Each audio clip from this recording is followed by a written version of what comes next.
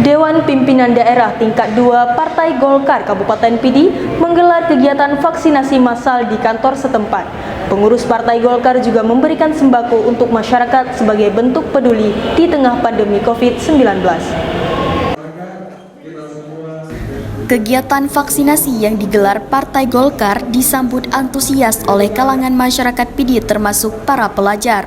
Selain itu, pengurus dan kader Partai Golkar juga ikut vaksinasi yang berlangsung di kantor Golkar Pidi pada Senin 27 September 2021.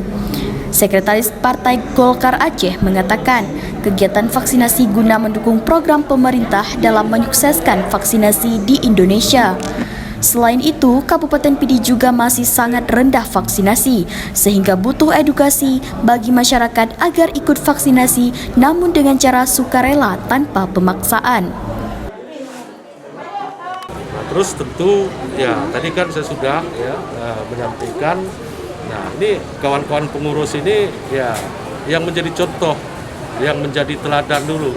Nah tentu kita harapkan ya semua pengurus ini dulu ya yang divaksin, dan ini tentu ya kita sampaikan ya kepada pengurus yang ada di kecamatan, nanti mungkin ya yang mewakili desa.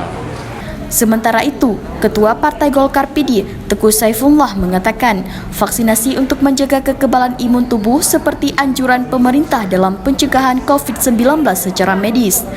Namun di sisi lain, Partai Golkar Pidi juga menggelar doa bersama yang dipimpin oleh Abu Kune sebagai bentuk ikhtiar agar dijauhkan dari bala virus corona. Kita mencoba mengambil inisiatif, yang pertama melaksanakan tradisi orang tua kita dulu dengan melaksanakan acara doa bersama yang dipimpin oleh ulama Abu Kune dengan menyediakan kanduri India bola bala. Secara medis kita juga melaksanakan berupaya secara medis ikhtiar. Jadi dengan melaksanakan vaksin.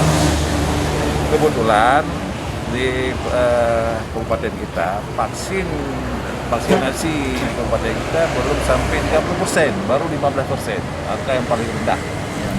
Meski demikian, Partai Golkar ke depan juga berupaya untuk melakukan vaksinasi di tingkat kecamatan agar proses vaksinasi di Pidi bisa meningkat untuk menjaga kesehatan masyarakat dari serangan virus corona. Dari Kabupaten Pidi, Rudi Lokal melaporkan.